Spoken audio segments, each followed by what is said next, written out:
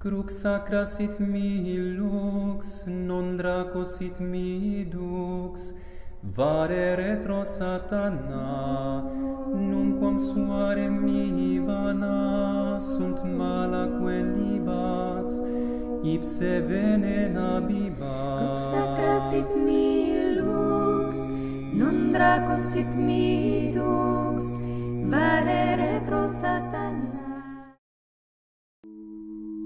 Sancte Michael Arcangeli. San Miguel Arcángel, defiéndenos en la batalla. Sé nuestro amparo contra las perversidades y acechanzas del demonio. Reprímale Dios, pedimos suplicantes. Y tú, príncipe de la milicia celestial, arroja al infierno con el divino poder a Satanás y a los otros espíritus malignos que andan dispersos por el mundo para la perdición de las almas. Amén.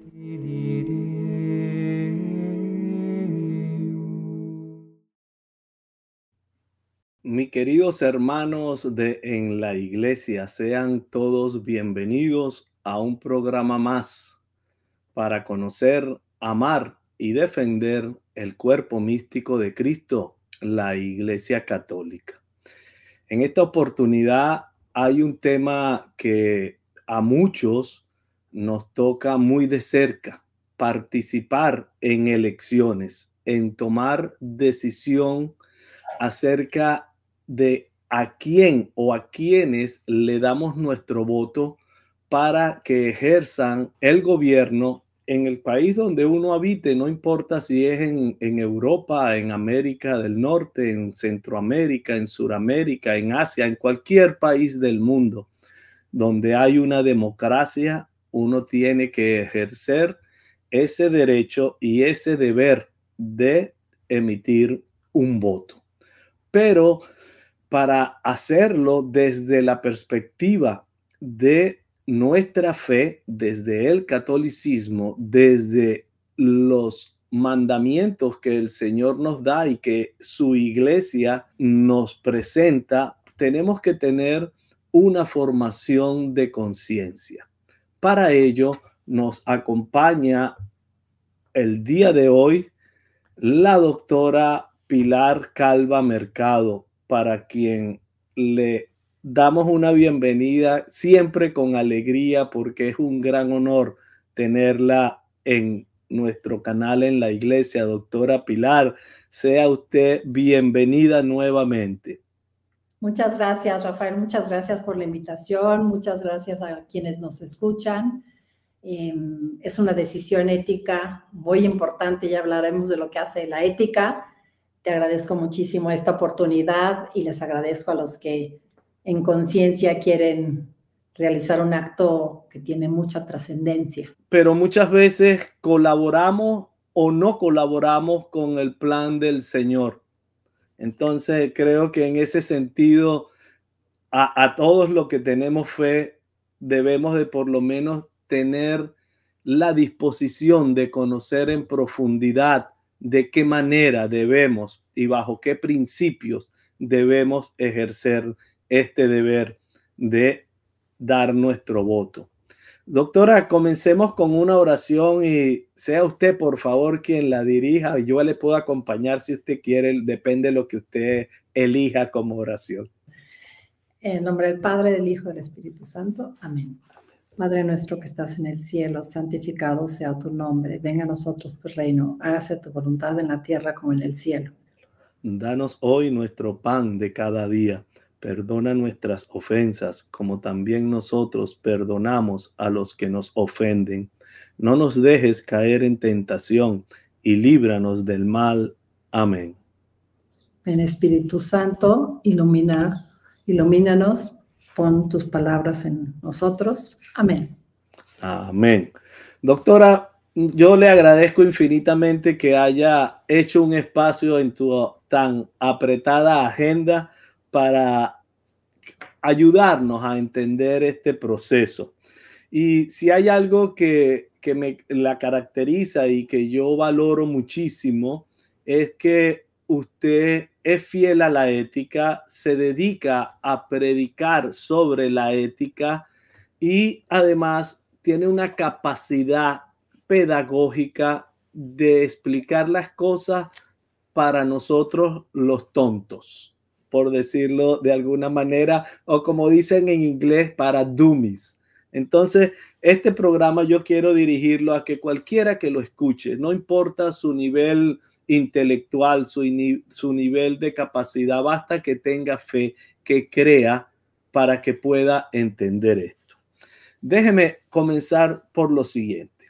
El mundo, en todos los países, en la actualidad vivimos un ataque a lo que es la esencia del ser humano, promovido desde las altas esferas institucionales como desde los gobiernos.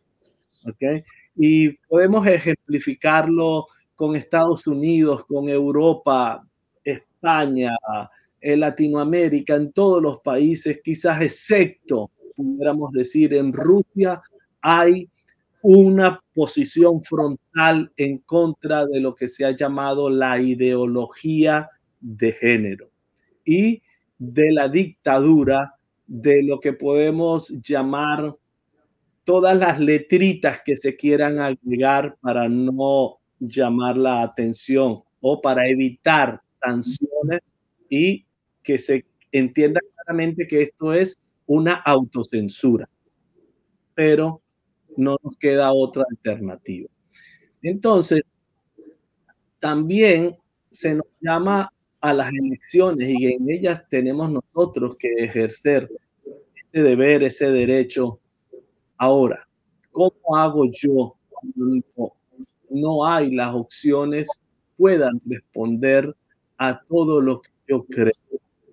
Y hay mal implícito, elija por B o elija por A o por C. Pero no hay una posibilidad de yo dirigir mi voto al bien absoluto. Vamos a comenzar por allí y me va a hablar de los principios éticos.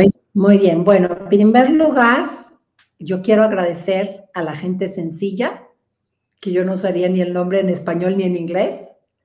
La gente más sencilla es la gente que tiene un mayor sentido común. Yo les agradezco porque por ellos estoy aquí y porque de ellos aprendo mucho. En el rancho, dicen Rafael y todos nos vamos a identificar, ¿verdad? Tanto peca el que mata a la vaca como el que le agarra la pata, ¿no? El fin no justifica los medios, ¿no? O sea, con tantos refranes populares, hacemos clases de ética. Y la gente sencilla es tan ética, hoy porque se ha metido la maldad, por todo este relativismo, pero como en las tienditas fiaban, ¿verdad? Después tuvieron que poner un letrero, no se fía, ¿verdad? Pero decían, no, después me trae el dinero, ¿no? No tienen chapas, es más, no tienen puertas, tienen unas cortinitas. Ya cuando logran conseguir cosas en una puerta, pero no tiene chapa, nada más tiene el hoyito, ¿no? Y nadie se mete a la casa del otro, ¿no? Y después va uno a lugares de mucha riqueza y a lo mejor mucha educación escolar, y me piden 5 veces mi INE porque me tienen que aclarar que yo no entro allá a robar, ¿no? Y foto, y las placas, y me lo recogen, y, ¿no? Y ni de chiste me van a fiar en una tiendita ahí, ¿no? Entonces, yo diría que al revés, el mundo de la ética es a los que son como niños, sencillos, ¿no? Efectivamente, si a alguien muy rebuscadamente le explicamos, a lo mejor lo convencemos de lo que no está bien, pero con eso voy a acabar el programa, ¿sí? Entonces, más bien yo decirles, agradezco y hagan caso a su sentido común, ¿sí? Hay una ciencia que ayuda a tomar decisiones en la vida. Yo hice muy mal al principio, en mis pininos, todavía como estudiante de medicina, de decisiones éticas en el tema de repartir e imponer anticonceptivos. Y de ahí me seguía la castada de la cultura de la muerte. ¿Qué me faltó? Haber tenido una claridad de la ciencia que me hubiera ayudado a entenderla. ¿Y cómo llegué a esta ciencia? Porque después de hacer muchas cosas que estaban mal, y que hoy sé que están mal, objetivamente mal, ¿sí? Y además imponerlas a esa gente sencilla que me decía, doctora, ¿por qué me va a dar una pastilla si no estoy enferma de nada? Pues porque yo sé y usted no sabe, y la siguiente semana su pastilla me enferma, doctora, ya no me... pues ahora le pongo una inyección, ¿no? Que se llama imponer, y las decisiones son de cada quien. Gracias al doctor Lejeune llegué a esta ciencia. Entonces hay una ciencia que se llama la ética, que ayuda a tomar decisiones. Nuevamente, sin clases de ética, pero con una vivencia ética de valores universales, tanto peca el que mata la vaca como el que le agarra la pata. Es decir, la colaboración directa es el que le hace así a la vaca, pero aquel que le detiene la pata, porque si no, no puede matar a la vaca, es una colaboración indirecta, pero es una colaboración con el mal. Y lo tienen clarísimo, ¿no? Entonces, Dios nos manda con la capacidad de hacer elecciones éticas y entender.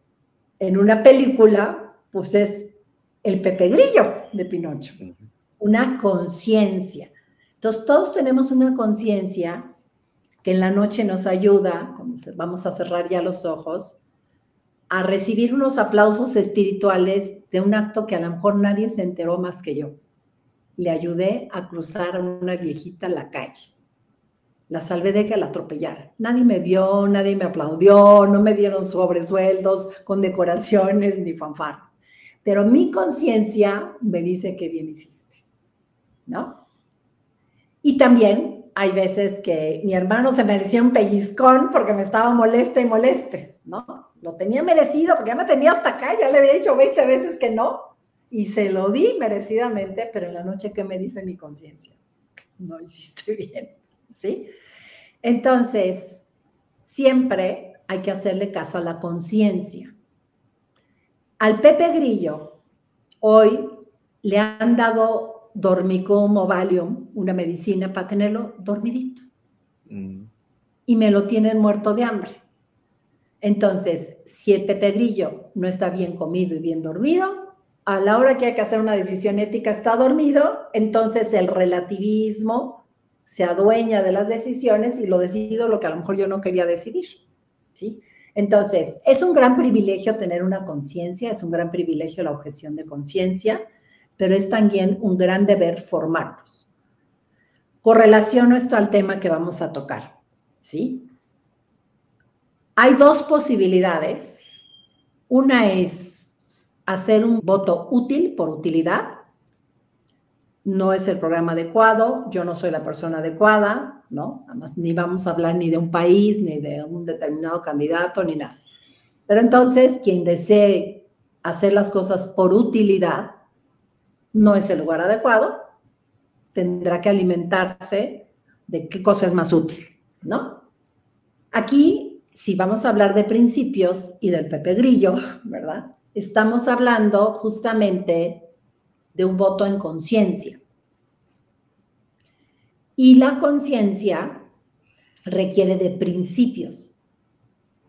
¿Por qué? Porque las personas estamos llamados al bien y la verdad. Dios nos mandó con el Pepe Grillo y nos mandó con un chip de que toda nuestra vida estamos en búsqueda del bien y la verdad. Incluso aquel que se tira en los vidrios o traga fuego. Él ve un bien en provocarse dolor y hacer un espectáculo. Tiene la brújula no clara, pero él está viéndolo como un bien. ¿Sí? Entonces el hombre por esencia, por su corazón profundo, está llamado al bien y la verdad. Y nos dotó de dos alas para hacernos plenamente libres y volar más alto en la verdadera libertad, que la verdadera libertad la vemos en la oración que escogimos para hacer hoy, ¿no? Hágase tu voluntad. Cuando yo libremente entrego mi voluntad en la de Dios, ¿qué significa en este tema?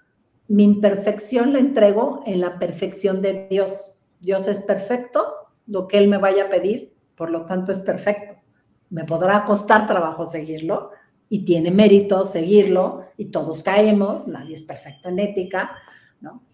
El hombre siempre es perfectible, por eso yo digo, biológicamente puede que tal día esté terminado de hacer, pero éticamente un hombre jamás está terminado de hacer, siempre tenemos oportunidad de crecer. Entonces nos da dos alas que nos permiten volar en libertad. Una área es la ala de la inteligencia y otra es el ala de la voluntad. Estamos hablando de ética, si no, pues, si vamos a más amplio, pues diríamos el ala de la razón y el ala de la fe, ¿no? ¿Qué hace la inteligencia? Es esa facultad superior que nos permite conocer dónde está el bien y la verdad. En este tema nos va a permitir conocer cuáles son los principios éticos que me van a permitir hacer una buena decisión, ¿no? Y la voluntad es aquella que me lleva a dirigirme a ella. Hay veces que hay negligencia a querer aprender, o sea, una ignorancia vencible. No quiero saber, porque si no sé, entonces si me equivoco no pasa nada. Es al revés. Uno tiene que saber para hacer buenas decisiones. Y hoy está más manipulada la voluntad. Por ejemplo, la mayor parte de mis chicas llegan a comprender que lo que traen adentro es un hijito. Pueden incluso oír su latido cardíaco o verlo. Pueden entender que les hace mal, pero ¿por qué? Porque casi no tienen libre voluntad para tomar decisión que ellos saben que es la correcta. Porque la presión externa es dura. ¿Cuál es la peor presión para una chica que quiere votar? Que el papá del niño le diga, sí, te dejo. La experiencia de 1 millón de mujeres, de atendiéndolas aquí, cuando llegan con el papá del niñito, al principio dice, lo que tú digas hacemos. Pero cuando ella ve ladeando que va a quedarse con su hijito, entonces la amenaza, ¿no?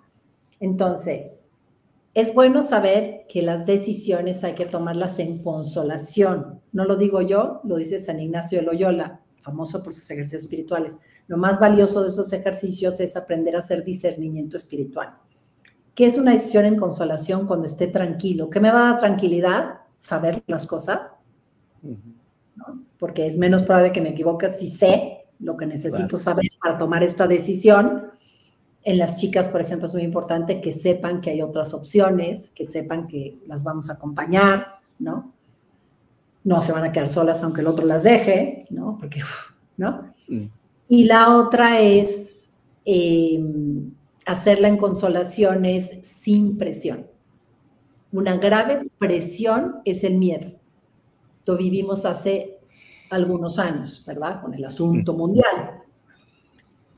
Presionaron con miedo y entonces la gente a lo mejor no tomó la decisión que hubiera tomado si no hubiera tenido miedo. Manejaron muy bien el miedo, ¿no? Entonces, algo que yo diría es hay que formar la conciencia y en el área de la voluntad hay que tener paz. Y la paz te da saber y tener la paz de saber que es tu decisión, que además, por cierto, en todos los países una votación es secreta. Es decir, nadie me tiene que decir nada, ni yo tengo por qué decirle a nadie nada, es algo mío, ¿no? Muy personal. Sí. Obviamente sabemos que en el juicio final, pues sí va a haber alguien que sabe todo lo que hago, aunque no se lo diga, ¿no? Y que a lo mejor me va a hacer mis preguntitas en el tema, no sé. Sí. Entonces, bueno, yo me iría a esa parte.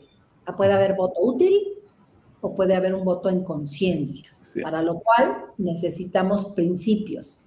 No dogmas, porque este no es un tema de fe, los dogmas, ¿no?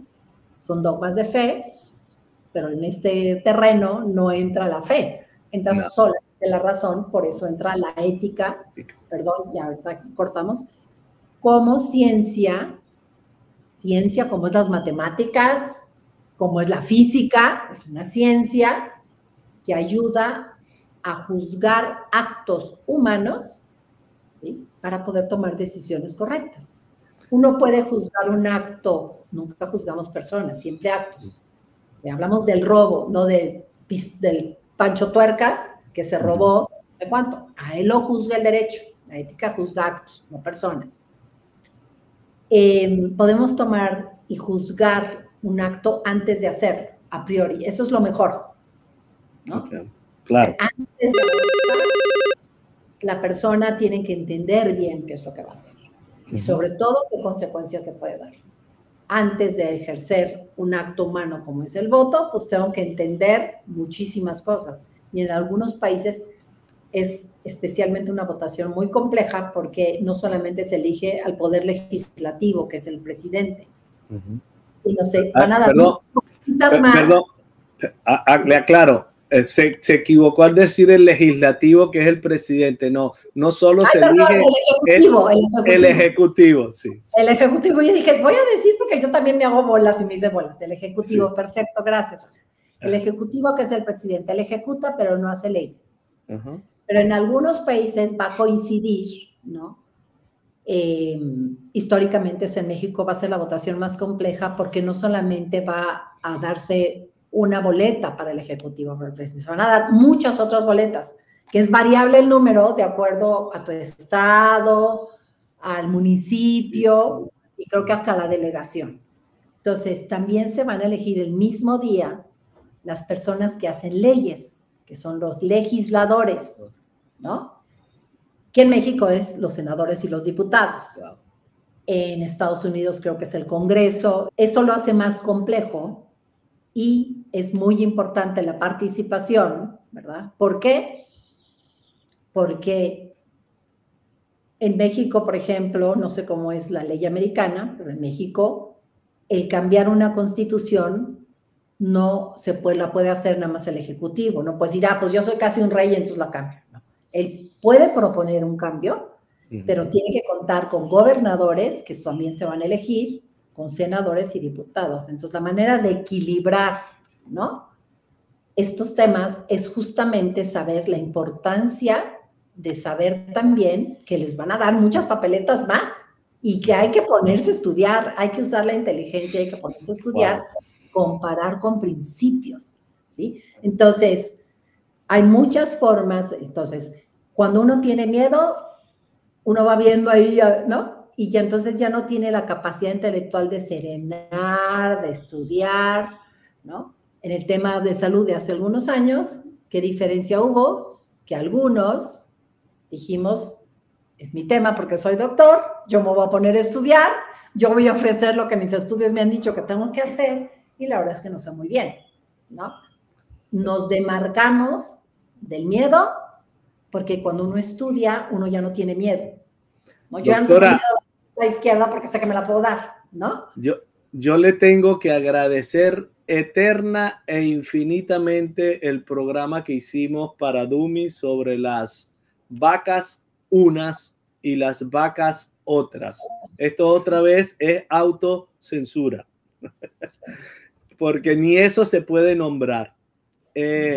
Fíjese, doctora, ahí en cuanto a los principios que vamos a comenzar a hablar, en la palabra de Dios encontramos un texto que viene como anillo al dedo. Mi pueblo perece por falta de conocimiento. Y para esto, de tener una conciencia formada, hace falta conocimiento, pero también hace falta ejercer esa voluntad de yo dedicar tiempo a estudiar las propuestas de los candidatos y no dejarme llevar por el lineamiento de Pepe González o de Martín, iba a decir Lutero, López. por cualquiera de ellos, ¿ok? Sino que yo tengo, formando mi conciencia, obteniendo el conocimiento, y es lo que quiero, doctora, que le dé a nuestros oyentes para que puedan hacer una decisión tomada en una conciencia formada. Muy bien. Entonces, primero, saber que tenemos una conciencia y que el mayor rector de mi acción es mi conciencia, siempre y cuando esté bien alimentada y bien despiertita, muy en alerta, ¿no? Entonces, hay que partir de la ética. La ética, que es una ciencia racional. Si aquí nos acompaña alguien que, pues aunque tu programa tenga que ver con la fe, el título, ¿no? Pero que diga, bueno, yo quiero usar solo la razón, le vamos a dar todos los elementos racionales, porque la ética es racional, ¿sí? Hay un principio ético general que dice, haz el bien, evita el mal. Nadie puede elegir un mal ético o un mal moral, ¿no? Porque la base de la ética es elige el bien, ¿sí? Después, en el primer documento que bajaron de la nube, hace siglos, fue cuando de la nube cayó a la tablet de Moisés, a la tabla de piedra, 10 puntos concretos para concretizar lo que es el bien, que son los mandamientos, base de las religiones judeocristianas, que son obvios, ¿no? Los 3 primeros se refieren a Dios, ¿no? Alguien que a lo mejor no cree en Dios, no quiere ser su eje rector, muy importante para los que queremos agradar a Dios, ¿verdad? Y seguir el camino de Dios, pues son los más importantes. O sea, un punto importante a quien elegimos es que ame a Dios, y ame al Dios verdadero, a quién sabe quién o quién sabe cuánto, ¿no? Y vienen a partir del cuarto, que el cuarto es positivo como los primeros 3, es en positivo, no en no, es honrarás a tu padre y a tu madre. ¿Sí? Y esto es universal, es como obvio, ¿no? Claro. Hoy culturalmente ya no tanto, pero los chinos que ni siquiera son judeocristianos tienen, o tenían más bien, pues un respeto al viejito, al papá y al papá del papá y al papá del papá del papá, ¿verdad? Porque fueron longevos, pues por la sabiduría que representaban. Y después vienen los nos, que son muy importantes. El primer no es el más obvio, porque tiene que ver con un derecho fundamental, que es la vida. Entonces, en positivo es el derecho a la vida, en negativo es no matarás, ¿no? Pero no dice excepto si, ¿sí? Es no matarás, ¿no? No excepto si viene a complicar la vida de la mamá, si él trae una oreja de más, o si pone en peligro la vida. No, es no matarás, ¿no? ¿Sí? Y así van siendo los siguientes principios. Sexto y noveno es muy importante, que tienen que ver con sexualidad, ¿no? Es no cometerás actos sexuales impuros, y también como ahí el relativismo se ha metido, entonces antes era pecado la masturbación, después alguna ciencia por ahí lo cambió a que era aconsejable no sé cuánto, y para la ideología que nombraste, ¿verdad? Pues se convierte en un derecho el autoerotismo, que significa la masturbación, para que veas cómo van viendo los cambios de relativizar lo que estaba en la tablita de los 10, ¿no? Que son muy claros, son universales, son racionales. Entonces, eso sería lo primero que yo partiría. El principio ético para toda decisión. ¿Qué es una decisión ética? Aquella donde interviene la voluntad. Uno puede hacer actos humanos. Por ejemplo, escribir es un acto humano, porque yo lo hago. Pienso aquí algo, tomo una pluma, un papel, y empiezo a trazar la palabra amor, ¿no? Que es lo que yo estaba pensando, ¿sí? Pero no se escribe la palabra amor, yo la escribo. Por lo tanto, es un acto enjuiciable por la ética. No a la persona que la escribió, sí el acto en sí, esa es la ética. ¿Sí? Y un acto del hombre, que esos no son enjuiciables por la ética, son los que suceden. Por ejemplo, si yo le pongo a alguien el aparatito y tiene 60 de saturación, no decir, ay, señor, qué mal está haciendo, ¿cómo de que me llega con 60 de oxígeno? Pues sí, pues yo no he hecho nada, yo nada más sentí que me dolía la cabeza, ¿no? O cuánto le late el corazón, eso. Esos son actos del hombre, no enjuiciables por la ética. Efectivamente, si yo voy, me informo, entrego mi identificación, me dan un papelito y yo pongo un tachecito aquí o acá, pues es un acto humano, enjuiciable por la ética, y la ética me va a dar principios para hacer esa decisión si la quiero hacer en conciencia desde el punto de vista ético, ¿no?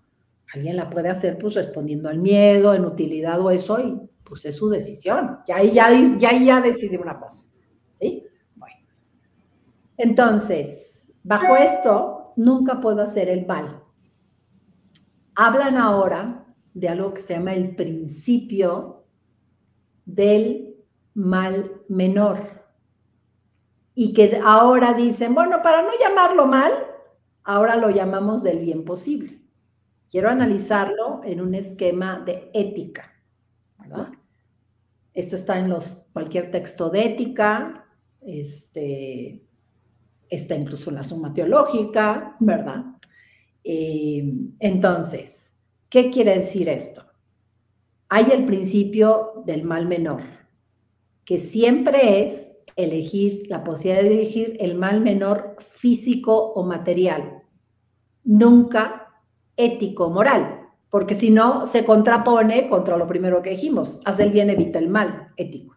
Entonces, si me dicen, pero bueno, en ciertos casos sí vas a elegir el mal moral o mal ético, pues se contrapondría. Es que este principio se refiere al mal físico o material. Por ejemplo, soy excursionista, voy subiendo una montaña y empieza a haber un deslave y ¡cuas! Me cae una piedra sobre mi mano y no la puedo sacar. Pero veo que viene la avalancha más grande y si no me quito, me va a la siguiente a aplastar todas las piedras. ¿Me puedo cortar la mano porque no la puedo sacar para quitarme? Sí. ¿Eso es un bien? No, es un mal, pero es un mal físico o material. Porque no hay ningún principio, ¿no?, que diga no te puedes cortar la mano. No. Y en cambio, sí hay un principio que debes de proteger o salvar tu vida, ¿sí? Pero es elegir un mal material o físico, ¿sí? Me quito una parte del todo para salvar mi todo, ¿sí? No es lo mismo que elegir un mal menor. Por ejemplo, si dices una mentira, evitas que alguien lo mate, ¿no? Entonces yo digo, pues matar está mal, mentir está mal, matar está más grande que mentir es un mal más chiquito. ¿Ahí puedo mentir? No, porque yo no puedo elegir lo que está mal. Para un católico sería yo no puedo elegir lo que es pecado. Entonces hay una diferencia entre el principio del mal menor que se aplica siempre al bien, al mal físico o material, ejemplo de la mano, que a una mal moral, que nunca yo puedo elegir algo que está mal en sí. Si lo elijo, está mal haber elegido mentir. Claro. Y menos se vuelve un bien. Nunca podemos, ¿sí? En sí las cosas están bien o mal. Entonces, ontológicamente algo está bien o está mal. No depende de la opinión ni de lo de la mayoría ni nada, ¿sí? Porque si no, entonces nos subimos a la resbaladilla, claro, de el relativismo, que hoy varios santos padres nos han alertado y nos siguen alertando. Cuidado con la resbaladilla del relativismo ético, ¿sí? Y en ese mismo esquema se aplica muy bien este principio también, aplicado igualito en el quehacer médico. En el quehacer médico tenemos lo que se llama el principio de totalidad o terapéutico. Entonces, si por ejemplo algo muy común, que seguramente los que nos escuchan tienen algún abuelito, bisabuelito, tuvieron papá que tristemente es diabético, que no se cuidó bien y que un día le cortaron su uñita y se le empezó a poner negro su dedito gordo del pie. Y que el doctor les dijo que tenía gangrena. Y entonces le empiezan a dar mucho antibiótico y supongamos que la gangrena sigue y ya tiene todo el piecito, o a lo mejor ya tiene toda la piernita, hasta la rodilla, así. Y entonces le proponen que le tienen que amputar o el dedito gordito, o todo el piecito, o la rodilla para abajo, o toda la extremidad, ¿no?, desde acá, casi desde la ingle. Y le dice, se puede hacer bajo el principio del mal menor para evitar un mal mayor. El mal menor es que le quito una partecita de su cuerpo. Pero es una parte, es como decir, es un tornillo de la máquina, no es la máquina. Entonces no está haciendo un mal hacia la persona, no es un mal moral, ¿no? Es un mal hacia una parte del cuerpo. Puedo sacrificar una parte del cuerpo para salvar a todo el cuerpo de que se siga gangrenando. Si la gangrena pasa al tronco, se va a morir la persona de gangrena, ¿sí? Entonces amputamos, pero es lo mismo. Podemos elegir un mal menor porque es hacia un mal material o físico, pero no estoy eligiendo un mal moral. Yo no me puedo dedicar a guillotinar piernas porque al Señor no le gusta su pierna y se la voy a guillotinar porque no es una parte de su cuerpo, no está enfermo, ¿sí? Que ese es el problema de las ligaduras de trompas, por ejemplo. El único órgano que le quitan ya no se lo amputan, se lo mutilan, y es bilateral, pero eso es otro tema, ¿sí? ¿Queda bien este principio? Muy bien, perfecto. Bueno, Hay otro principio aparte, ¿sí? Perdón que lo trate de hacer ameno, pero tengo que hablar de principios, y los principios, repito, no es mi opinión. Pueden ustedes abrir cualquier libro de ética general, ni siquiera tiene que ser el autor católico, porque es una ciencia racional. Es como si yo digo, quiero saber si al norte de México está Guatemala o Estados Unidos, pues yo les digo, ahora en cualquier libro de geografía o cualquier atlas, y ahí va a decir, y todos dicen lo mismo. Esa es la ciencia, ¿no? Entonces no es mi opinión, ni es mi literatura, ni es lo que yo digo, ni nada. Es lo que dice la ciencia de la ética, ¿sí? Hay otro principio, aparte del que ya hablamos, que se llama, que también se habla del mal, y ahí no se llama de elegir el mal, sino de tolerar el mal, que se llama el principio del doble efecto o el indirecto. Ejemplo, matar en defensa propia. Ahí también queda matar en guerra justa, matar en pena de muerte. Voy a elegir nada más el primero, ¿no? ¿Yo puedo matar para defenderme? No. Porque matar en sí está mal, está en el quinto mandamiento, estoy eligiendo un mal ético, ¿sí? Aunque sea para evitar un mal mayor, que es que nos van a matar a 5 de la familia. No se puede hacer. Matar de manera directa, no, porque es elegir un mal moral. Pero este se resuelve bajo el principio de doble efecto. ¿Qué hago? Disparo, porque tengo un arma, para defenderme, y siempre que uno dispara, puede caer un cadáver. ¿Se murió la persona? No, la maté. Es un acto humano, enjuiciable por la ética. Morirse es el abuelito va caminando, se le taparon solitas las arterias y ¡pum! Cayó. Vamos a decir, abuelito, qué mal hiciste, te moriste boca abajo y quedaste todo aplastado. No, sucedió. ¿Sí? Es un acto del hombre. Pues yo disparo para defenderme, cae un cadáver, mato.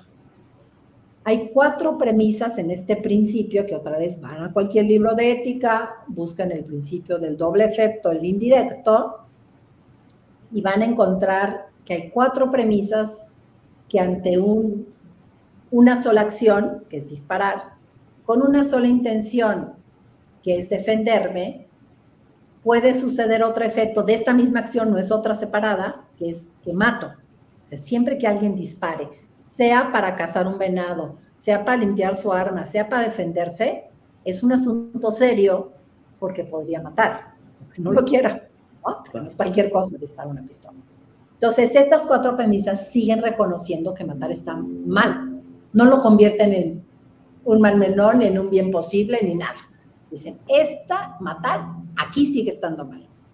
Pero hay una sola acción con un efecto bueno, que es defenderme, y un efecto que sigue estando mal, que no se convierte en un bien, no, nadie lo puede convertir con palabras en un bien, que es matar, ¿sí? La primera premisa dice que no hay alternativa. Lo mismo es en el principio terapéutico. Si yo tengo alternativa del antibiótico que haga que ya no se siga la gangrena, no le cortes nada. Es una alternativa. Aquí yo diría, bueno, soy karateca. Una llave de cinta negra, sale volando la pistola a 5 kilómetros, lo amarro como borreguito y lo entrego.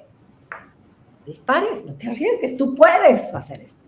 Pero bueno, yo no puedo ni levantar el pie 2 milímetros, no soy karateca, yo no tengo esa posibilidad. Pues únicamente si no hay alternativa para evitar el efecto malo, podría hacerlo siempre y cuando se cumplan 3 cosas más. ¿Sí? Las demás premisas no importa el orden, pero la primera que voy a atacar es la que estamos hablando. Dice que el mal solo se tolere, no se busque y no se desee. Nos permitimos un mal, pero no elegimos un mal. No hacemos un mal, lo permitimos, ahí sí es una palabra correctamente la acepción de decir lo toleramos, porque no me queda de otro. Yo la única manera que tengo de defenderme, ya vi que no soy karateca, ya vi que no está mi Homer blindada 20 para nada más cerrar la puerta, o sea, estoy ahí solito, no hay manera de defenderme más que si disparo, ¿no? Pues no tengo alternativa, sé que si disparo podría llegar a matar, y si sucede esto no lo quiero, yo solo me quiero defender. Pues yo, si cae un cadáver, está mal no se convierte en un bien, ¿no? Porque me estaba defendiendo, y lo tolero porque no me quedaba de otra. ¿Sí? En ese sentido, tolero el mal, pero no lo elijo. ¿Sí? Ni digo que es un bien. Tercera premisa, que el efecto bueno sea causa del efecto malo, o el malo consecuencia del bueno, orden. ¿Cómo sé que yo primero me defiendo y como consecuencia mato? Para que se cumpla esa premisa, y no al revés, que yo mato y de paso me defiendo a mí y a todas las generaciones siguientes. No es por la intencionalidad. Las intenciones no justifican porque es un elemento del acto humano. Mi intención es que X, que no me gusta cómo se viste, no esté arriba, ¿no? La intención puede ser buena, pero la intención no puede justificar un acto como bueno porque es un elemento que ya está mal. Entonces, no es por la intención, es por la objetividad. ¿Qué haría si yo solo me quiero defender? Solo doy un tiro y a una parte del cuerpo no vital, porque la vida es un derecho fundamental. Igualmente derecho fundamental para el ladrón o el matón como para el santo, porque es un innegociable, que ahorita vamos a hablar de esos también, ¿sí? Entonces, yo le disparo a la mano, cuando oye el disparo se agacha y ¡paz! Le pega en la sien y cae cadáver. Era objetivo, que yo solo me estaba defendiendo, pero al agacharse pues le pegó el tiro o le pega la pierna y tenía ahí una malformación de una arteria y se desangró por ahí, bueno, pues sí le pega la pierna, ¿sí? En cambio, cuando dicen mató en defensa propia 20 tiros al tórax y 2 a la cabeza, perdón, pero aunque diga que su intención era defenderse, objetivamente iba a matar y de paso defenderse. No solo tiene que cumplirse que no hay alternativa, que el malo solo se tolere, se permita, pero no se elija, y que también sea primero el bueno y después el malo. Y la cuarta premisa, tengo que explicar todo porque expliqué al principio y ya expliqué lo que quería del mal, pero es la proporcionalidad. El bueno es defiendo mi vida, que no vale más que la del patán. Vale lo mismo, ¿sí? Defiendo mi vida, que es el bien, ¿sí? Y el efecto malo es que podría terminar con la vida del ladrón, matón. ¿Por qué? Porque pues voy a disparar, ¿no? Y aunque dispare con mucha prudencia y todo, siempre puede pasar. Es vida versus vida. El matón viene a matar. Si viene con un gas lacrimógeno, me va a ensuciar mi chamarra que me acabo de comprar, pues no puedo disparar, porque es desproporcionado. Esa es la proporcionalidad. Entonces, existe el principio del mal menor, resumiendo, sí, pero únicamente se aplica para males físicos, materiales que se llaman, ¿sí? Me puedo cortar una mano para que no me caiga toda la avalancha, ¿sí? No se puede elegir nunca un mal ético. En moral llamamos un pecado, porque si no, vamos contrapuestos contra hace el bien, evita el mal. La listita de los 10 mandamientos ya tiene excepciones, ojo, que nos metimos al relativismo.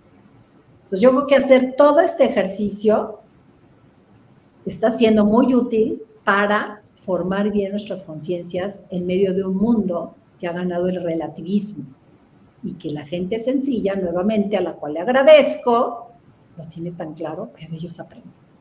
Porque, cómo son valientes. Y aquí hago un paréntesis para descansar tantito de tanto principio, ¿no? Yo voy a los hospitales más elegantes, con muchas estructuras, y tengo que preguntar, ¿y por dónde están alimentando al paciente? Wow. Voy a una chocita, perdida en Misiones, en la punta del cerro, ¿no? Y en lo que pregunto de la abuelita, le acercan un algodoncito, una gasita, como puede, como pollito, toma agüita. Y si sigo platicando un ratito más, llegan con un platito de sopita de frijoles pesada con tortillita molida, a lo mejor otros lados con arepita o con pan, ¿verdad? Con un goterito y como puede, meten de comer. ¿No? ¿Por qué?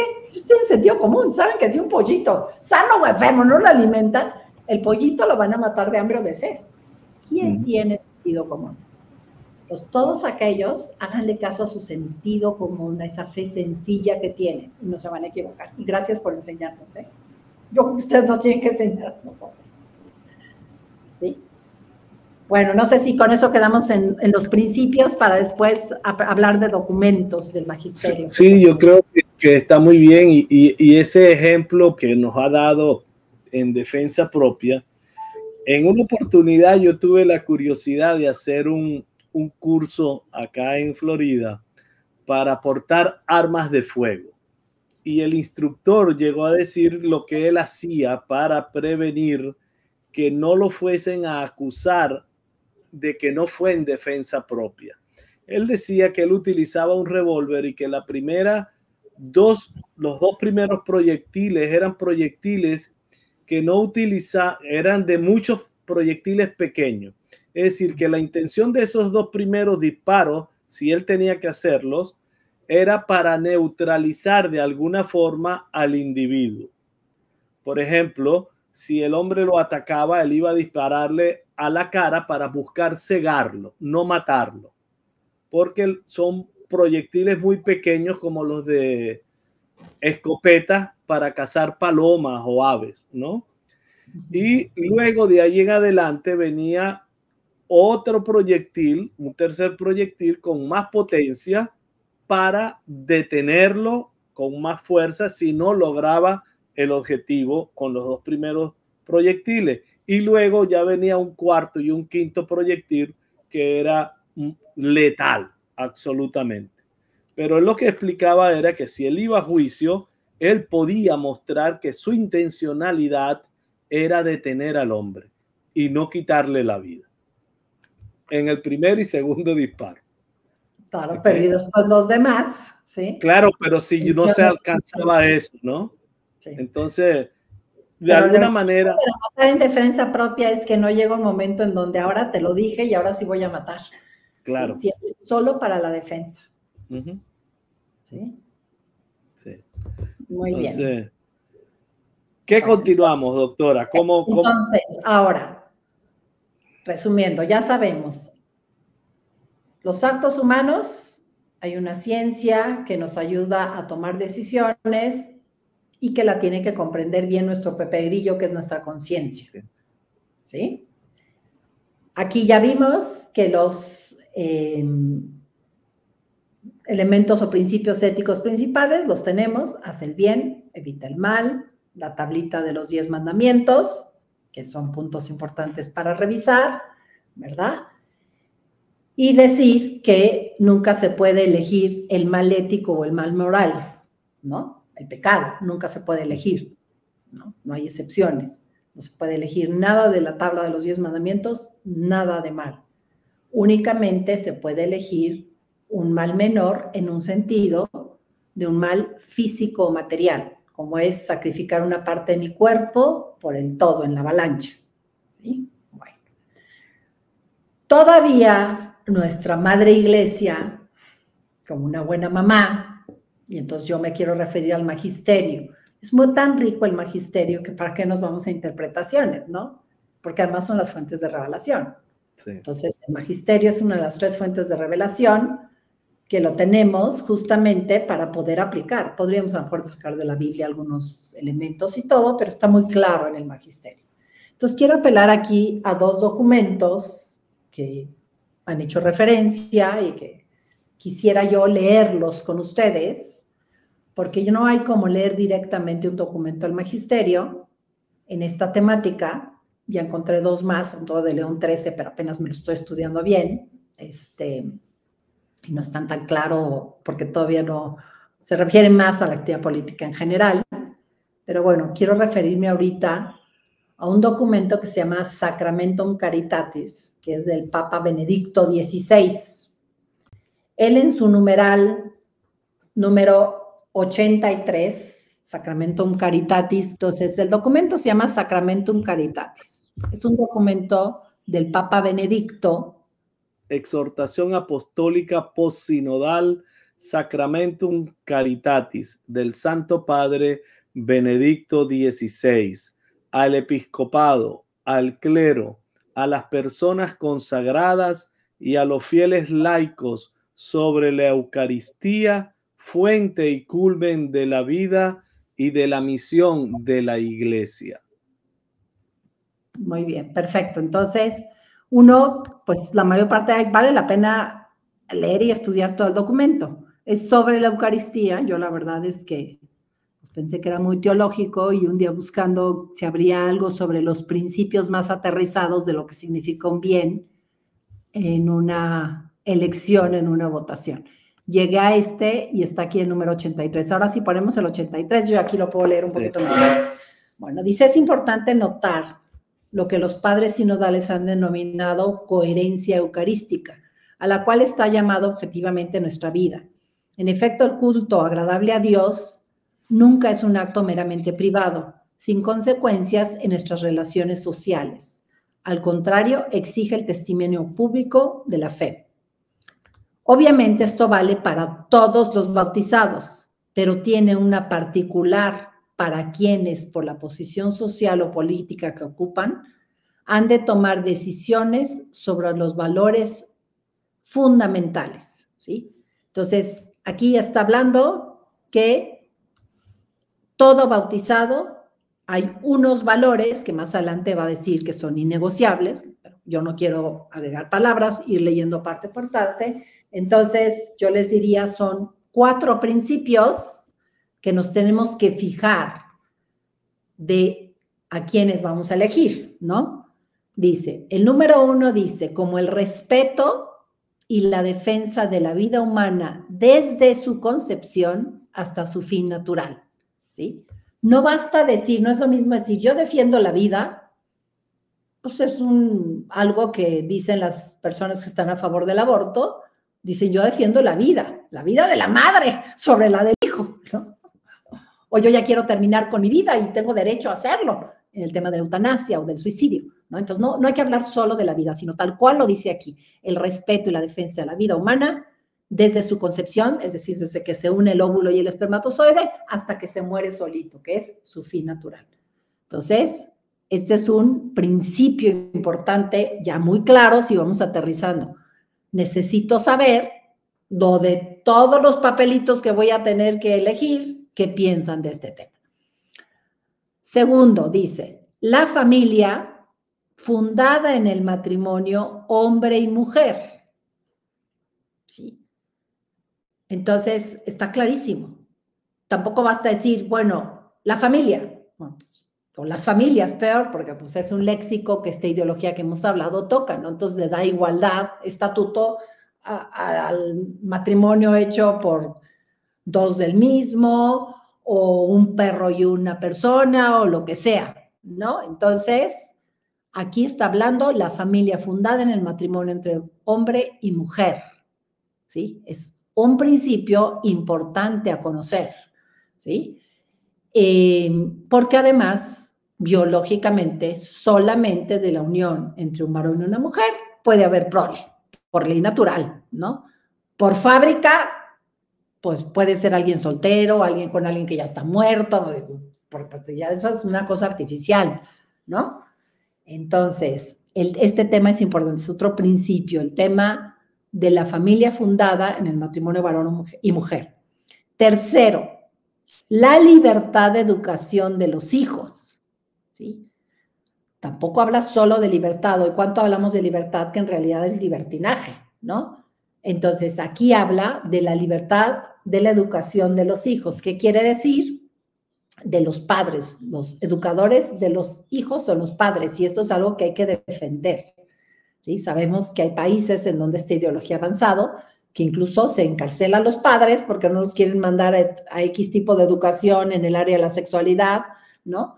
Porque tiene una lente de esta ideología, ¿sí? Y la cuarta es, y la promoción del bien común en todas sus formas. ¿Qué cosa es el bien común? El bien común, a diferencia de lo más difundido hoy, que es el bien social, el bien común es el bien de la mayoría, pero tomando en cuenta el bien de cada quien, ¿no? Por ejemplo, si hicieron un experimento que no es ético, pero sí se hizo, ¿verdad? en donde dijeron, bueno, vamos a usar unos niños abandonados en un orfanatorio para investigar un tratamiento de algo, una vacuna, y total, pues si eso les pasa algo, pues ya no lo usamos y no perjudicamos a la mayoría, o si les va bien, pues ya lo usamos para muchos. Entonces yo no puedo sacrificar a unos que a lo mejor considero de menos valor por ayudar a muchos, sino yo tengo que tratar de ayudar a la mayoría tomando el bien individual de cada quien sin sacrificar a ninguno. El bien social, por el contrario, es buscar el bien de la mayoría, aunque sacrifique a unos, ¿sí? Incluso sería entre valores. Si yo, por mantener un valor, pudiera yo sacrificar a otros en ese mismo valor o en otro valor, no se puede hacer porque eso no es bien común, es bien social, ¿sí?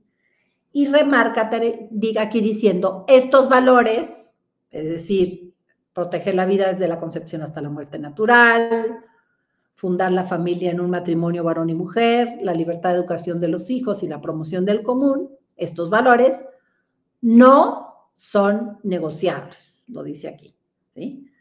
Dicho de otra manera, son valores fundamentales que no se pueden negociar, no se pueden cambiar por todos los demás valores que no son estos. Todos los demás valores podrían cambiarse por algo más, pero estos no se pueden negociar, ¿sí?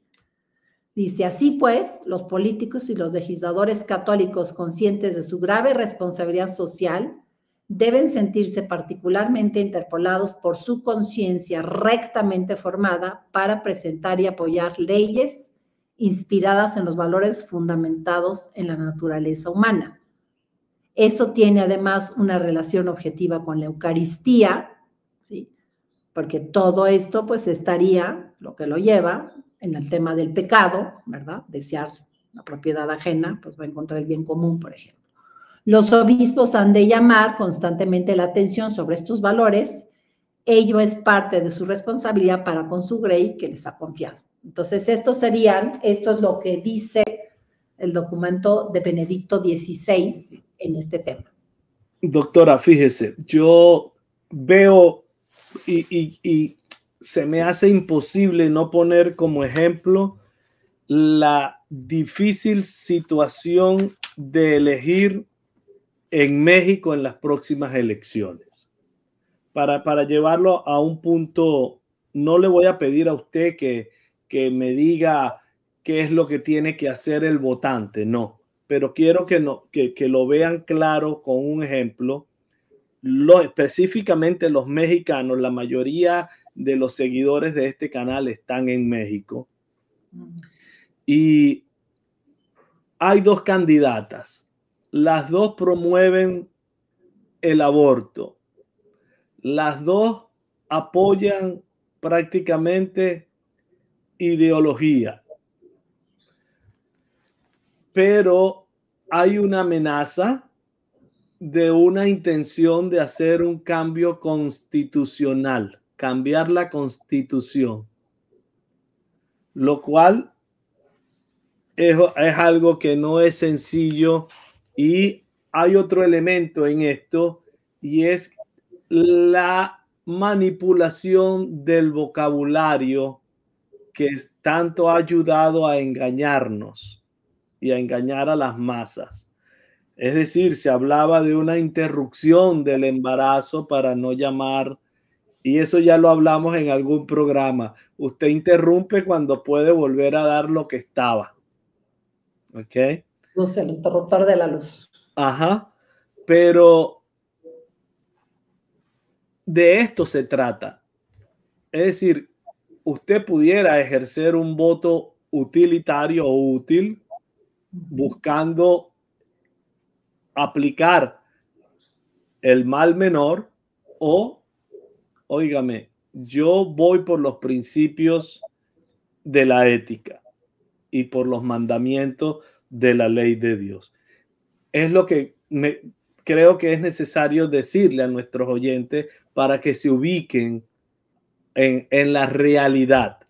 ¿Ok? Lo que usted tenga a bien continuar es bienvenido, doctor. Muy bien, nada más aquí decirte, Rafa, que cuando dijiste el mal menor y entre comillaste, fue porque ya quedó claro que Si alguien considera que es un mal menor el aborto es elegir un mal moral o ético, ¿verdad?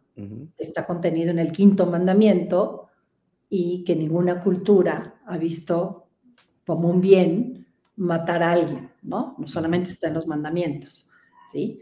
Entonces, pero también lo dijiste muy bien, alguien puede decidir que quiere usar su voto en un tinte de utilitarismo. Todo lo que es ismo, como el relativismo, el utilitarismo, el hedonismo, son ideologías, no solamente hay la que no queremos nombrar, ¿no? Que es el feminismo, para no nombrar la otra palabra, todas esos que acaban en ismos, son enfermedades del hombre posmoderno, ¿sí?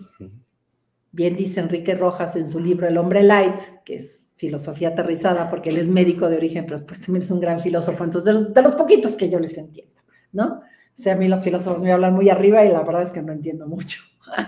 Entonces, pero bueno, temas de ética, he echado horas y horas de clases de ética, de teología moral, con mucha paciencia de algunos que me han tenido para comprender bien los principios universales, ¿no? Pero bien decía Enrique Rojas que primero hay que pensar y luego vivir, ¿no? Entonces los abuelos decían, en esta casa somos honestos. Por eso él podría fiar, porque sabía el valor de la honestidad. Claro. ¿No? Y hoy, que vivimos todavía más enfermos de nuestra naturaleza caída, es una característica del hombre posmoderno, tiene más enfermedades del espíritu, además de las físicas a lo mejor, pero del espíritu, ¿no?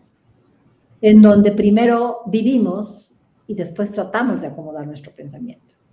Entonces, bueno, yo transo, y entonces hay un mexicanismo que a lo mejor lo entienden los demás latinos que dicen, si no transas, no avanzas, ¿no? Entonces, como yo ya robo, ¿qué hago? Ya no pensé que hay que ser honestos, entonces actué, roba, y entonces hago un refrán, ¿no? Que es de relativismo y dice, el que no robe no avanza, ¿no? O hay otra versión. El robo ni siquiera para avanzar, un mal ético, ¿sí? Claro. Es que hay otra versión que dice, es que si no robo yo, alguien más lo va a hacer.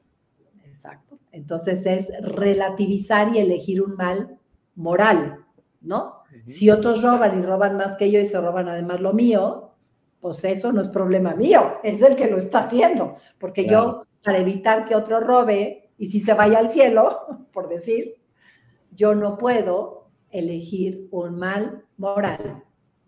Solo puedo elegir un mal menor físico o material, nunca algo que sea incorrecto moralmente. O como decimos los católicos, que sea pecado. Nunca se puede elegir el pecado, ¿sí? Bueno, sí.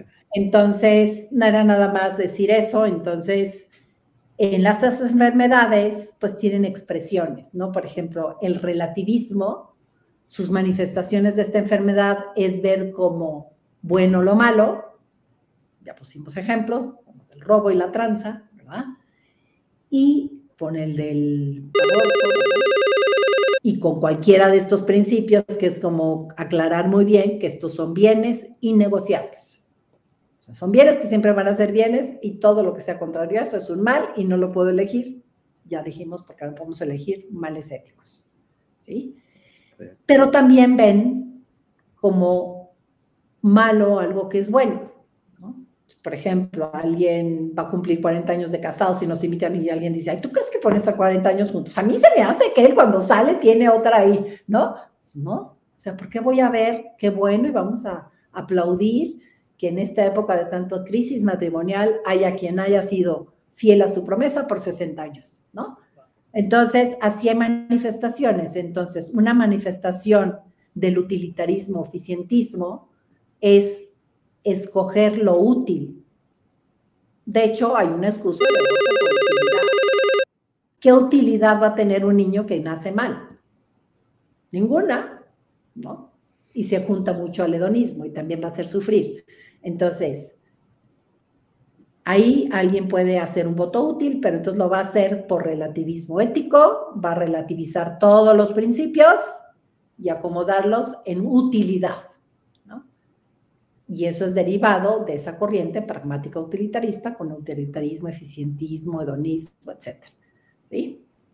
Vamos a regresar entonces a los principios. Quien quiere hacer votación en conciencia, yo no digo que es más fácil, ni más rápido, ni más tranquilo hacer una vida en base a principios y a ética.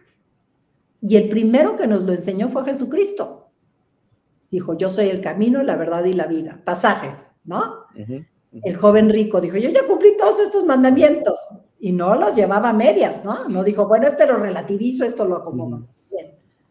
Pero le pidió lo más grande, que dejara todo lo que tenía, que puede ser algo que tuviéramos que hacer, ¿no? Y que lo siguiera. Y no pudo. Y se fue triste. Y es con la parábola que empieza un súper documento de San Juan Pablo II que se llama Veritatis Splendor, que no lo traje aquí porque es en general de ética, se llama el esplendor de la verdad, ¿no? Pero él también dijo, soy símbolo de contradicción, es decir, quien me siga a mí que soy la verdad, pues va a estar en contradicción con las demás propuestas y remata con las bienaventuranzas, ¿no? Entonces, bueno, alguien ya nos enseñó, ahora vamos a aterrizarlo, y además para los no creyentes. Si yo veo un letrero de vuelta prohibida, yo sé racionalmente que no me la debo de dar. Y no es un capricho, es porque pasa en medio el metrobús y va a causar un accidente y homicidio de no sé cuántas personas, ¿no? Es más difícil hacer lo correcto, irme a dar toda la vuelta a la cuadra. Pero yo puedo relativizar el letrero y decir, todo el mundo lo hace, mira, hay filas de coches, no hay policía, nadie me va a multar, y si me multan alguien va a pagar el soborno. Bueno, eso no cambia la realidad. Entonces, hacer decisiones éticamente correctas no es fácil, pero es lo que hay que hacer, por principios. Entonces, eso es lo que se trata este programa. Este programa vamos a ir a principios que nadie dice que es fácil aplicarlos. Nadie dice que las consecuencias de darme una vuelta completa a la cuadra puedan ser agradables porque se me descompuso el aire acondicionado, voy a llegar tarde porque voy a tardar 40 minutos, yo tengo que poner cara de, perdón, pero tuve que dar la vuelta completa, ¿no? Pero es lo que debo de hacer. Y los que vemos pacientes en fase terminal lo sabemos. Sería más fácil la inyeccioncita, más fácil ya no le des de comer. Pero bueno, hay cosas que son innegociables, ¿no? Para el tema, para el punto número 1. Yo no puedo hacer nada que vaya en contra de su vida. Si no lo puedo dejar de alimentar, no lo puedo dejar de hidratar, no lo puedo matar de asfixia porque no le limpio secreciones, ni la limpieza en general, que son las obras de misericordia, ¿sí? ¿Es más fácil otro? Sí, porque es de rapidito. Lo otro son 3 semanas duras, sobre todo para el paciente, para la familia y para mí, ¿no? Pero así es la vida ética. Y eso no hay que olvidarlo. No es por facilidad. Entonces, no es que sea ni lo útil ni lo fácil, sino lo que dicen los principios éticos. Entonces, quisiera ahora analizar otro documento del cual se ha hablado, leerlo con ustedes, leer precisamente el numeral y ver qué dice, porque ahí se habla del sufragio del voto. El sufragio del voto, para los que no estamos muy enganchados con los términos jurídicos, que yo también me he tenido que meter un poquito ahí, el sufragio del voto es la votación, ejercer el derecho al voto, ¿no? Que, por cierto, no existía, y ese sí es un logro del buscar la igualdad de la mujer en cuanto a persona, ¿no? Consiguieron el sufragio del voto, ya pudimos votar las mujeres, ¿no? Y otra cosa es el voto parlamentario. El voto parlamentario no es el que ejecutamos todos los ciudadanos, es que nosotros en unas papelitas, más allá de los que son los de las leyes, ¿no? Las cámaras, los congresos de cada país, ¿sí? Tenemos que nombrar representantes porque a la hora de los votos parlamentarios ya no vamos a estar nosotros directamente, pero va a estar el que nosotros elegimos, y que si yo elegí a alguien que vota por yo lo elegí. Si yo no quiero que se vote por ahí, pues tendré que estar eligiendo a alguien en congruencia con estos. Solo son 4 innegociables, no son muchos, son 4, son esos 4, no los que cada quien quiera poner, ni cómo los quiera llamar, ni nada, ¿sí? Entonces, eso es otra cosa, un voto parlamentario, porque van a aparecer los dos nombres y se los voy a ir explicando, pero quiero decirles que hay una diferencia. El voto parlamentario es el que hacen los que ya están decidiendo sobre leyes y que son o los diputados, los senadores, los congressmen o incluso acá en México los ministros de la Corte. ¿Sí? Entonces, si me pudieras poner, por favor, y yo lo pongo aquí en más grandote para no batallar tanto, el de San Juan Pablo II. Es una encíclica completa sobre ética aplicada a la vida, pero nuevamente, si me quieres poner otra vez el encabezado para leerles cuál es el documento del que vamos a hablar ahorita y lo fotografíen, lo tengan ahí muy escrito y puedan después leerlo con calma y si quieren estudiar todo, es una riqueza estos documentos. Evangelium Vitae, del Sumo Pontífice Juan Pablo II.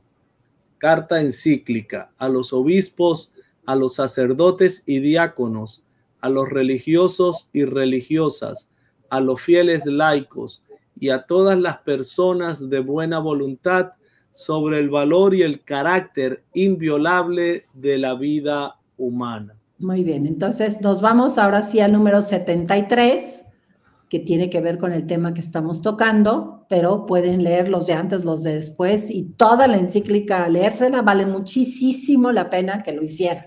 Los invito a hacerlos. Bueno, el número 73 dice, se refiere sobre todo al primer innegociable del derecho a la vida desde el momento de la concepción hasta la muerte natural, y fíjense brillantemente, San Juan Pablo II lo toca aquí, ¿no? Dice, hijos, y este documento es antes que el de Benedicto XVI, dice, así pues, el aborto y la eutanasia son crímenes que ninguna ley humana puede pretender legitimar. Leyes de este tipo no solo crean ninguna obligación de conciencia, sino por el contrario, establecen una grave y precisa obligación de oponerse a ellas mediante la objeción de conciencia. ¿Sí? Entonces, estas leyes a favor de todo lo que tenga que ver con ellos, no solamente no tenemos que seguirlas en conciencia, sino tenemos una obligación de oponernos a ellas, y aquí toca el famoso objeción de conciencia que es el Pepe Grillo, ¿verdad? Dice, desde los orígenes de la Iglesia, la predicación apostólica inculcó a los cristianos el deber de obedecer a las autoridades públicas legítimamente constituidas, pero al mismo tiempo enseñó firmemente que hay que obedecer a Dios antes que a los hombres. Eso está en Hechos 5:29. Ya en el Antiguo Testamento, aquí pone un ejemplo, precisamente en relación a las amenazas contra la vida, encontramos un ejemplo significativo de resistencia a la orden injusta de la autoridad. Las comadronas de los hebreos se opusieron al faraón que había ordenado matar a todo recién nacido varón. Ellas no hicieron lo que les había mandado el rey de Egipto, sino que dejaban con vida a los niños. Pero es necesario señalar el motivo profundo de su comportamiento. Las parteras temían a Dios. Yo ahí, la verdad, agradezco nuevamente a la gente sencilla que es con las que más voy a los cursos, los que más se acercan para preguntarme, ¿verdad? Y yo cuando les pregunto esto, el aborto, ¿no? Usar un shampoo con células de feto abortado, ¿no? ¿Eso agrada a Dios? ¿Ofende a Dios? Rapidísimo me dicen ofende a Dios y ni de chiste lo harían, ¿eh? Porque tienen muy claro el no ofender a Dios, que es lo que toca aquí. Muchas gracias, gente sencilla, que me enseñan tanto. Dice, es precisamente de la obediencia a Dios a quien solo se debe aquel temor que es reconocimiento de su absoluta soberanía, de donde nacen la fuerza y el valor para resistir a las leyes injustas de los hombres. Es la fuerza y el valor de quien está dispuesto incluso a ir a prisión o a morir a espada en la certeza de que aquí se requiere la paciencia y la fe de los santos. En el caso, pues, de una ley intrínsecamente injusta, como puede ser una de la eutanasia, que son las que él ejemplificó, como es la que admite el aborto de eutanasia, nunca es lícito someterse a ella, ni participar en una campaña de opinión a favor de una ley semejante, ni darle el sufragio del propio voto, ¿sí? Entonces, aquí está clarísimo, está diciendo que una ley que es intrínsecamente injusta, intrínsecamente mala, o que es un mal ético, un mal moral, un pecado, ¿sí? Que no se puede elegir nunca, ¿sí? Tampoco hay que participar ni en una campaña de opinión a favor de una ley igual, ni darle el sufragio del propio voto. Sufragio del propio voto quiere decir dar su voto, ¿no? Es lo que vamos a elegir, es elegir gobernantes, es sufragio del propio voto, ¿no? Ahora, dice más adelante, que hay que entender bien, un problema concreto de conciencia podría darse en los casos de que un voto parlamentario es, están los diputados reunidos y van a emitir su voto sobre una ley, sobre una iniciativa. Ese es el voto parlamentario. En los casos que un voto parlamentario resultase determinante para favorecer una ley más restrictiva, es decir, dirigida a restringir el número de votos autorizados como alternativa a otra ley más permisiva ya en vigor o en fase de votación, ¿sí? Entonces, sí se puede votar los diputados, no el voto a una ley que ya es injusta. Por ejemplo, está ya la ley del aborto hasta que el bebé tenga 12 semanas, lo pueden masacrar, ¿no? Y alguien trae una iniciativa que logra que sea nada más hasta las 6 semanas que ya le pueden escuchar el corazoncito, ¿no? Entonces, el parlamentario puede votar, el diputado, la ley, obviamente, que es solo hasta las 6 semanas, ¿sí? No estamos diciendo, porque ya hay una ley que es incorrecta o que está mal, pero fíjense además qué condición pone. Dice, en efecto, se constata el dato de que mientras en algunas partes del mundo continúan las campañas para la introducción de leyes a favor del aborto, tristemente es el caso de nuestro país, apoyadas no pocas veces por poderosos organismos internacionales, en otras naciones, particularmente aquellas que han tenido ya la experiencia amarga de tales legislaciones permisivas, van apareciendo señales de revisión. O sea, mientras más abortos han hecho, tratan de revisar y restringir. En el caso expuesto, es decir, que haya que votar una ley más restrictiva de voto a nivel de los parlamentarios, de los senadores, cuando no sea posible evitar o abrogar completamente una ley abortista, es decir, que no puedo votar para que ya no haya ninguna ley de aborto, un parlamentario, fíjense, este requisito es importante, cuya absoluta oposición personal al aborto sea clara y notoria a todos, su oposición al aborto debe ser clara, es decir, yo no estoy a favor del aborto, yo voy a respetar la vida desde la concepción, eso es tener una clara oposición. Puede lícitamente ofrecer su apoyo a propuestas encaminadas a limitar los daños de esa ley y disminuir así los efectos negativos en el ámbito de la cultura y de la moralidad pública. En efecto, obrando de este modo, no se presta una colaboración ilícita a una ley injusta. Antes bien, se realiza un intento legítimo y obligado de limitar sus aspectos inicuos, ¿sí? Entonces, hago aquí, se permite en un voto parlamentario, siempre que se hable de la oposición y se haya intentado quitar totalmente esta ley tan injusta y abominable como es la del aborto. Es otro documento del cual se habla, que hay que leerlo y hay que entenderlo completamente, ¿no? Sí, definitivamente, doctora, los textos son claros y precisos. Y no hay cabida a otras posibilidades. Por supuesto, la libertad y el respeto al libre albedrío, hasta el Señor lo hace, y la conciencia de cada uno no entra nadie, ni siquiera Dios. Lo que sí es que siento que México y los mexicanos están en una gran encrucijada muy tramposa, porque creo que el devenir es muy oscuro, por A, por B, porque definitivamente lo que sería el voto utilitario o sería un mal menor, pero ¿por cuánto tiempo? ¿Por cuánto tiempo? Entonces yo veo, y no solamente México, doctora, nosotros vemos otros países, la gran mayoría de los países estamos en una situación de que hay una tergiversación del bien y del mal, lo malo es bueno, lo bueno es malo, hay una persecución del bien y es terrible, es terrible.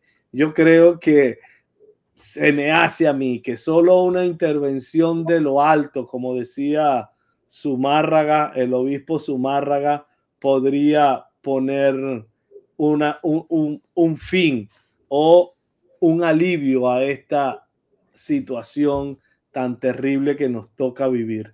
Y creo que el llamado es a la fe, a la oración y a creer en la voluntad de Dios, a poner en práctica el que se haga, Señor, tu voluntad, más allá de los temores, más allá del miedo que nos invada, más allá de lo que podamos ver en los países vecinos. Bajamos la mirada de México y a un poquitito y vemos Nicaragua, vamos otro poquitito y vemos Venezuela, arrimamos otro poquito al sur y está Colombia, y seguimos bajando y está Chile, y vemos que si miramos a Francia, qué vergüenza para la humanidad el que esto sea un derecho constitucional, el poder quitarle la vida al más inocente de los seres. Esto es, yo nunca me esperé, créame, vivir esto de que lo hubiesen llevado a hacer, y lo más triste es que la comunidad europea ya lo quiere proponer a todos los estados de la comunidad. Es dolorosísimo, pero creo que alguna intención tiene el Señor. Uno lee, por ejemplo, el profeta Isaías y ve todo lo que el Señor pidió al pueblo y al rey de Judá, de que se dejasen someter a su voluntad, que no hicieran pactos con ninguno de los enemigos y vecinos paganos, pero el miedo los llevó a tomar la mala decisión de pactar. Y creo que en lo que se nos pone en las elecciones es un caso similar. Se nos pone el querer pactar con quien no tiene el poder de salvación. Vamos a evitar utilitariamente un mal mayor momentáneamente, a mi manera de ver, pero no estamos poniendo nuestra fe y nuestra absoluta confianza en el Todopoderoso. No sé qué impresión desde esa perspectiva tiene usted, doctora Pilar. Bueno, me mantengo que nunca podemos elegir ningún mal, ni el mediano, ni el grande, ningún mal ético, ¿sí? El mal menor es solo para cuestiones físicas, cortarme la mano para que no se me caiga el derrumbe, ¿sí? Porque es una ofensa, primero, es una falta ética general racional, o sea, nunca podemos elegir el mal moral o el mal ético, ni importar el tamaño o la intencionalidad, ¿no? Claro, cuando uno actúa bajo miedo, puede que la responsabilidad de la persona sea menor, el acto es igualmente malo, ¿no?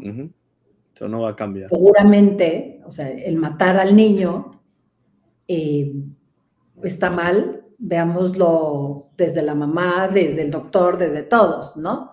Pero indudablemente la responsabilidad está muy disminuida en la mamá que actuó por miedo, ¿no? Por abandono, por soledad, ¿no? Que el que a lo mejor lo hizo por el dinero que va a ganar, ¿no? Porque simplemente pues, encuentra un bien en hacer un mal como es matar niños, ¿no? Claro. Hacerlo, ¿no? O sea, no es lo mismo la responsabilidad, pero el acto es igualmente malo. Nosotros juzgamos el acto, ¿sí? Quiero completar aquí a decirte que la vida ética nunca es fácil, Voy a ponerles un ejemplo, los doctores que están en ciertas áreas de medicina que no estoy yo, como es unas urgencias, una terapia intensiva, pues tienen que a veces hacer saltos mortales de ética. Tienen que en segundos reflexionar. No, reanimo, le meto aminas, no le meto aminas, no sé qué, porque tiene todo toda una decisión ética importante que tiene que hacer en temas de final de la vida, en temas de eutanasia, de obstinación terapéutica, y tiene que estar entrenado para eso. Entonces, hay momentos en donde las decisiones éticas son difíciles, muy difíciles, y puede prever unas implicaciones, ¿no? Pero el culpable de haber llegado en este momento no es Dios para que le demos la espalda, ¿no? No, en lo absoluto. Hay que revisar a lo mejor dónde está lo que tú dices, la falta de la confianza en Dios que nos ha llevado a llegar hasta acá, de haberlo puesto en el primer lugar, ¿no? Y hay veces que necesitamos una buena sacudida, que se llama purificación. Sí. ¿No? Y creo que también menospreciar que a lo mejor la propiedad privada fuera más importante que los 4 innegociables, yo creo que el magisterio no está equivocado, ¿no? Nunca me cuestionaría que estuviera equivocado algo que sea auténtico magisterio, pero además por racionalidad también, ¿no?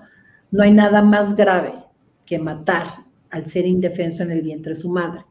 Por eso brillantemente San Juan Pablo II le llamó el crimen abominable. Y sabemos que la pena del castigo es de las poquitos que se castigan con excomunión cuando hay pleno conocimiento incluso de la pena y pleno consentimiento, que prácticamente yo no conozco a ninguna mujer que lo haya hecho en pleno consentimiento, ¿no? Yo lo he visto a todas, pues he visto a muchas, ¿no?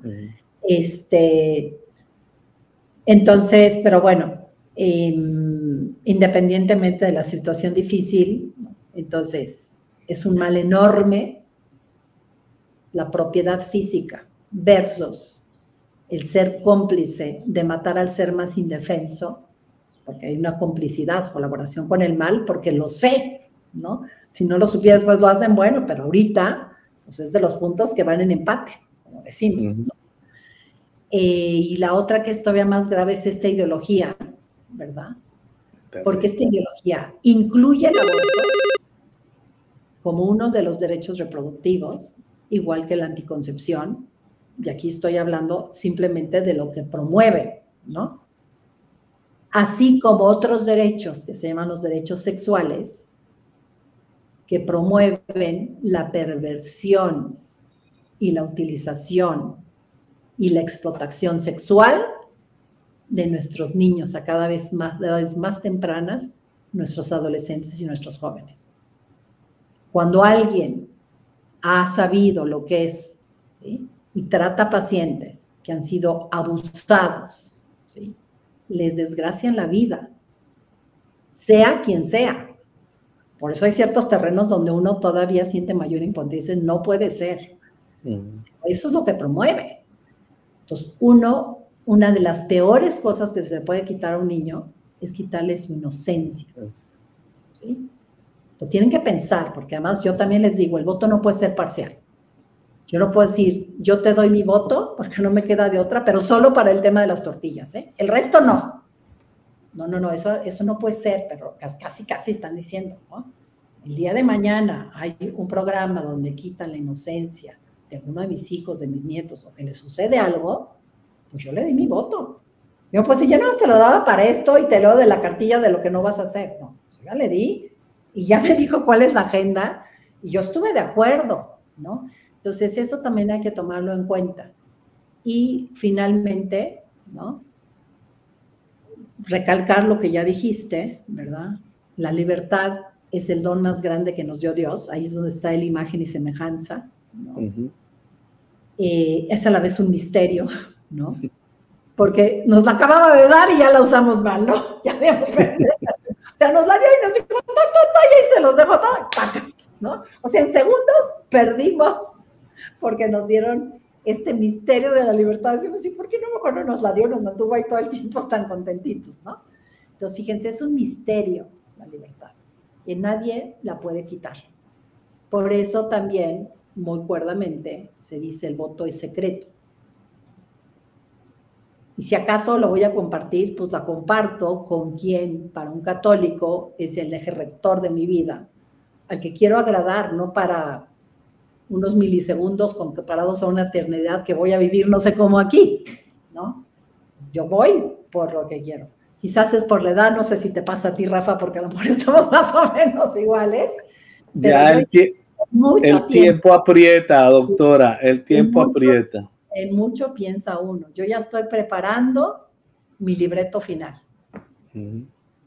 ¿no? Sí. Y efectivamente, cuando inmerecidamente vengo de una conversión en los temas éticos, ¿verdad? Ahí fue mi conversión en la parte ética, ¿verdad? Donde Dios ha permitido que pueda yo ir, pues, inmerecidamente ayudando tanto en consulta como en estos programas, como en clases, cursos, a las personas. Yo no puedo tomar la decisión por ellos. Yo un paciente, yo digo, estas son, yo no puedo, es que usted decía por nosotros, doctora, no, yo no, esa es decisión de ustedes. Yo puedo ayudarles a plantearles la decisión, pero yo no puedo nunca decidir por ustedes ni imponerles cuál es la decisión. Eso no se puede hacer, ¿no? Médicamente es muy claro, ¿no? Pero decir, me van a preguntar duro en este tema, ¿eh?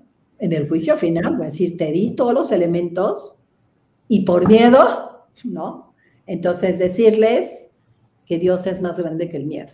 Por eso San Juan Pablo II vino tantas veces a México, la primera con la melenita. Cuando tengamos miedo, además, valdría la pena los que podamos físicamente, los que no, pues ya se puede hacer a través de la camarita que siempre están pasando ahí con nuestra madre, y ir a la parte que dice, ¿no? ¿Y qué temes o no temas? Que no estoy aquí, que soy tu madre, ¿no? Entonces, yo creo que también una gran aliada es, ¿no? El que nos dictó los principios, ¿no? Dios Padre que nos dio la tablet, se la reveló Moisés, ¿no? Jesucristo que nos enseñó con tantos evangelios, ¿no?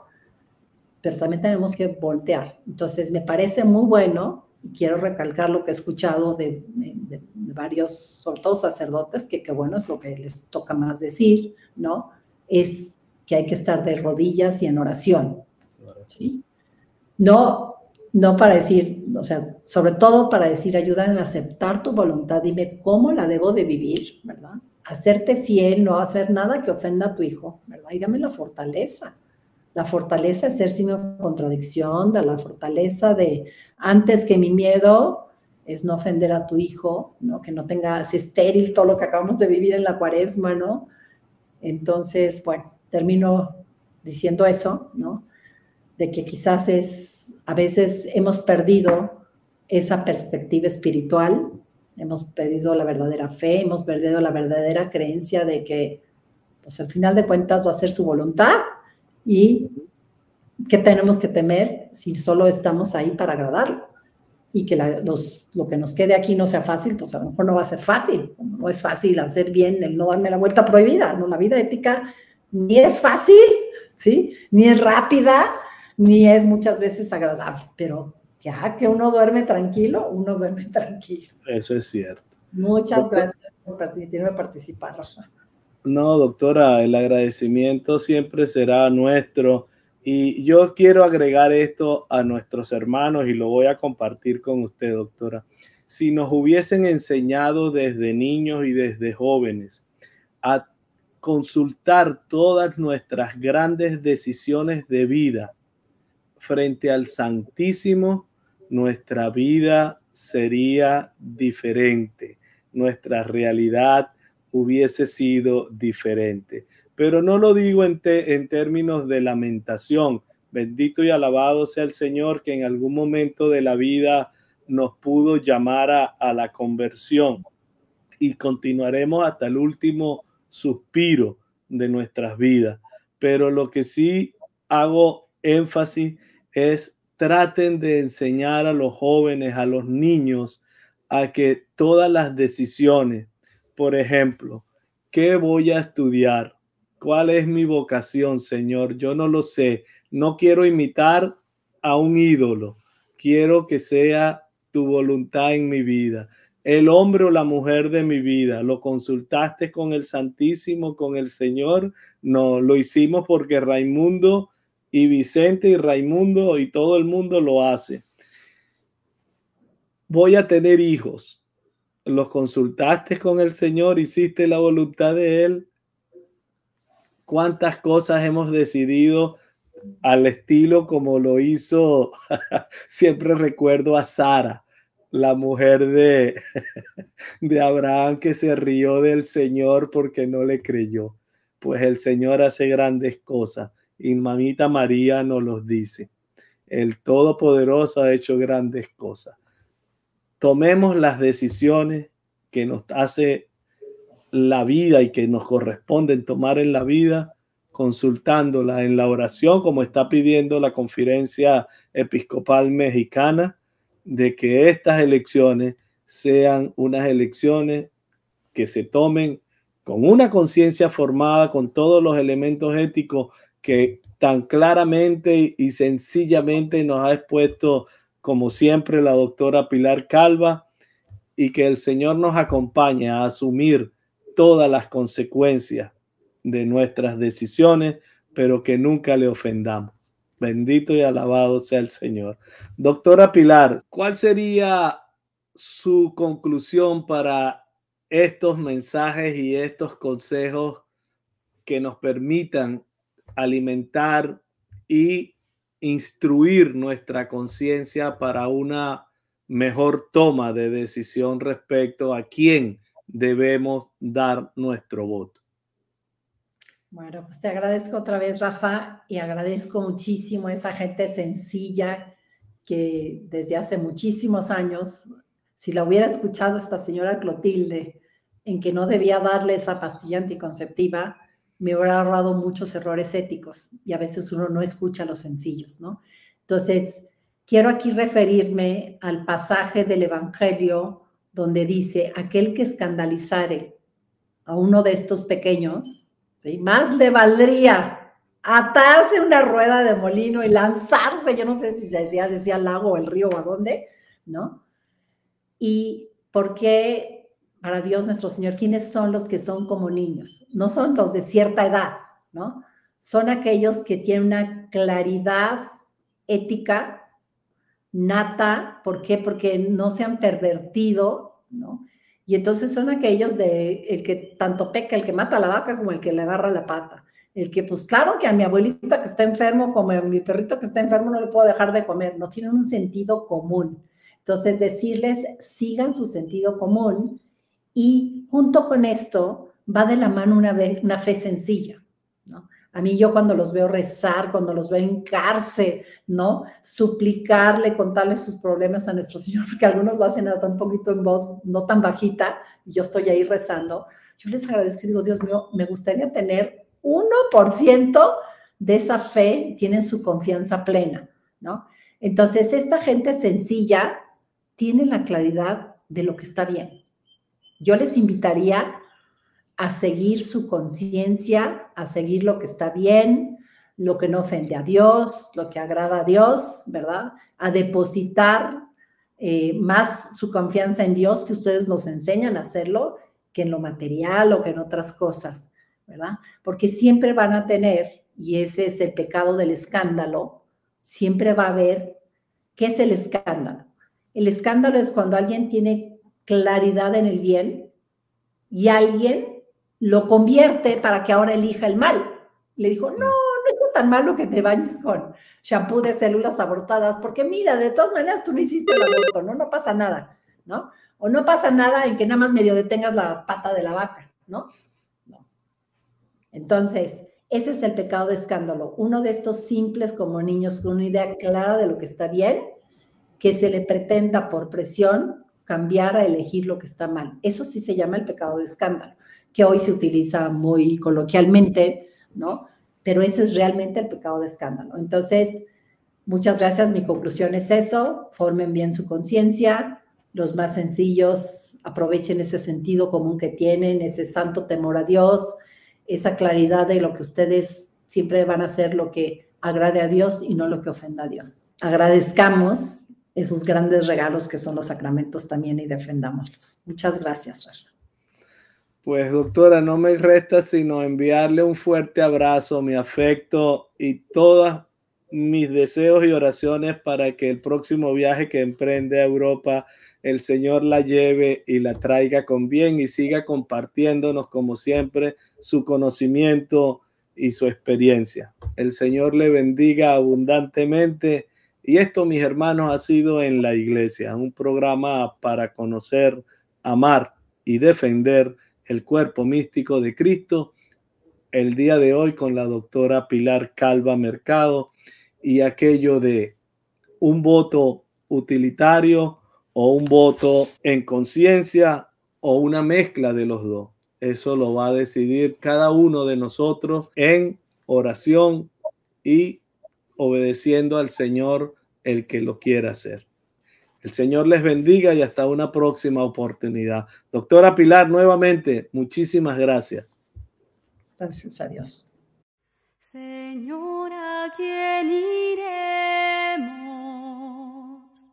Si tú eres nuestra vida. Señor, ¿a quién iremos? Si tú eres nuestra vida. Señor, ¿a quién iremos? Si tú eres nuestro amor, si tú eres nuestro amor.